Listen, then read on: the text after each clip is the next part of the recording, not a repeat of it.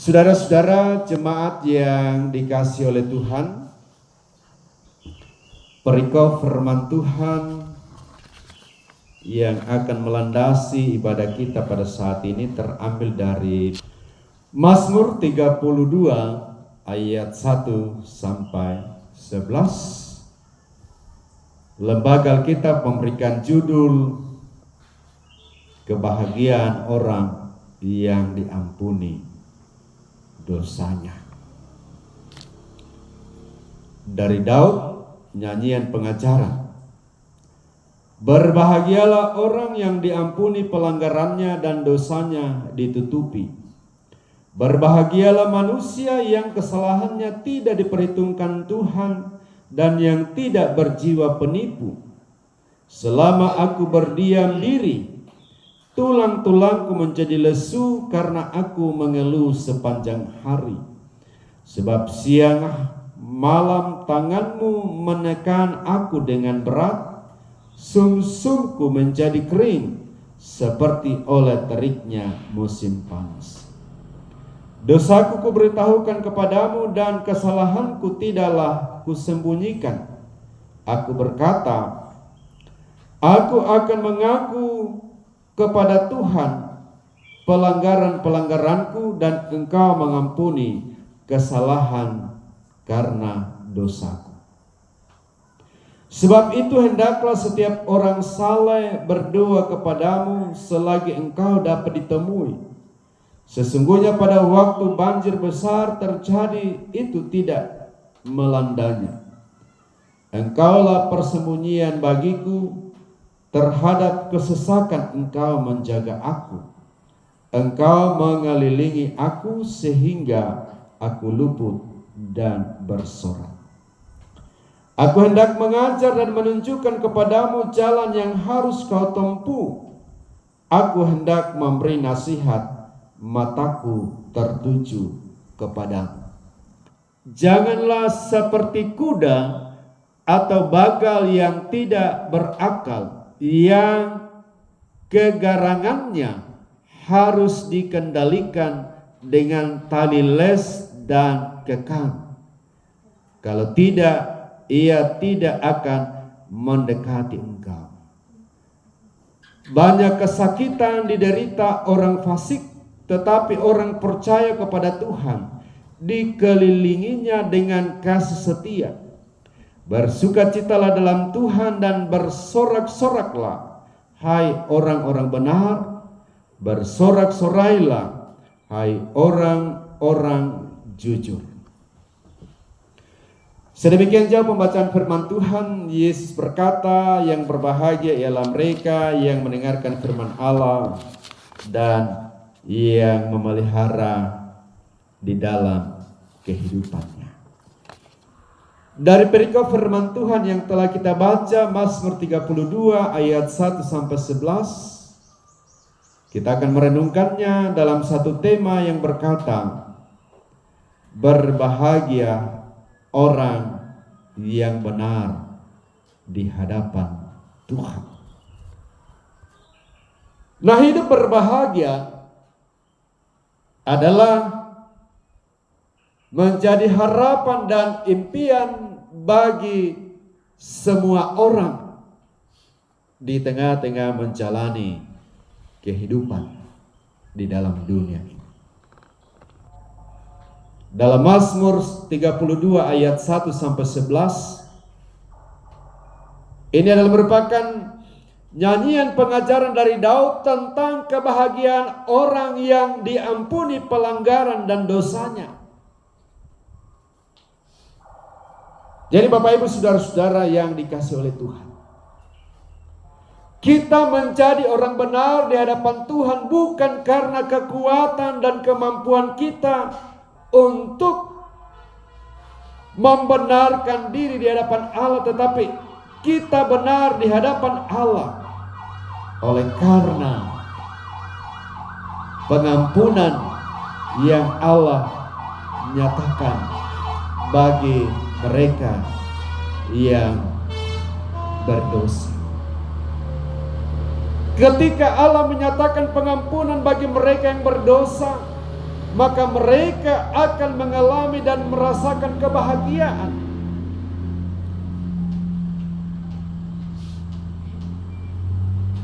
Dari pembacaan kita bisa melihat bagaimana Raja Daud menyampaikan kebahagiaannya atas pengampunan yang diberikan Tuhan atas dosa dan pelanggaran yang ia lakukan di hadapan Tuhan. Daud mengaku segala dosa dan pelanggarannya di hadapan Tuhan. Itu berarti bahwa baginya tidak ada yang tersembunyi. Tidak ada dosa yang Daud sembunyikan. Tetapi ia datang di hadapan Allah, menyatakan pengakuannya atas segala dosa dan pelanggaran yang ia telah lakukan. Tetapi atas pengampunan yang telah dia terima, Raja Daud mengalami dan merasakan kebahagiaan yang sesungguhnya, yang tidak ia akan dapatkan dari manusia dan dunia ini. Kebahagiaan atas pengampunan itu hanya didapatkan melalui kasih Tuhan, di mana dosanya ditebus. Nah, saudara-saudara jemaat yang dikasihi oleh Tuhan, saudara dan saya, kita semua adalah orang yang berdosa.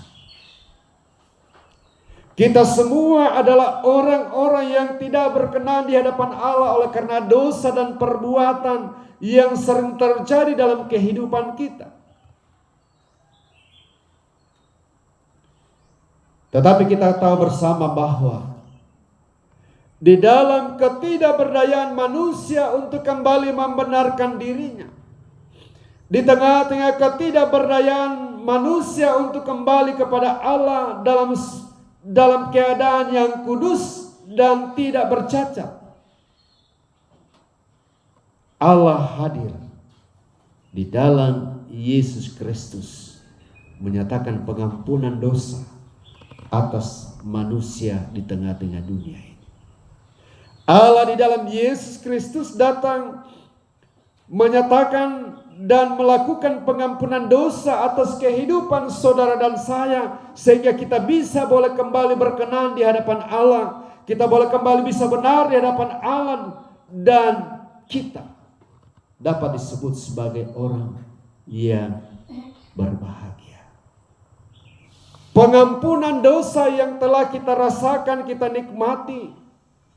Pengampunan dosa yang membuat kita berkenan di hadapan Allah, itu terjadi tidak didasarkan pada perbuatan-perbuatan baik kita, tetapi itu semata-mata oleh karena kasih dan kemurahan Allah, kasih karunia Allah yang telah nyata di dalam Yesus Kristus, yang telah datang di tengah-tengah dunia untuk menebus dosa-dosa manusia.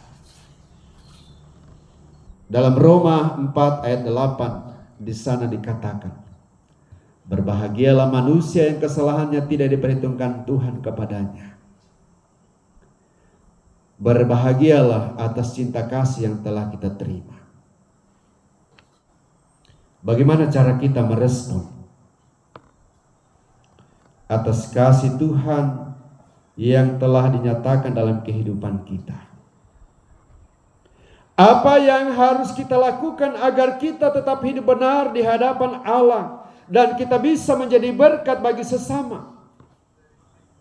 Firman Tuhan katakan, segala kepahitan, kegeraman, kemarahan, pertikaian dan fitnah hendaklah dibuang dari antara kamu. Demikian pula segala kejahatan. Tetapi hendaklah kamu ramah seorang akan yang lain, penuh kasih mesra dan saling mengampuni, sebagaimana Allah di dalam Kristus telah mengampuni kamu. Respon yang harus kita lakukan dalam kehidupan kita agar kita bisa hidup benar di hadapan Allah adalah menjauhi kepahitan, kegeraman, kemarahan, pertikaian, fitnah. Itu semua kita buang jauh-jauh dari kehidupan kita. Mari kita jalani persekutuan kita seorang kepada yang lain dalam keramahan, penuh kasih mesra, dan saling mengampuni seperti Allah mengampuni kita di dalam Yesus Kristus. Mari itu semua kita tunjukkan dalam seluruh aspek kehidupan kita. Mari itu semua kita tunjukkan dalam kata dan perbuatan kita.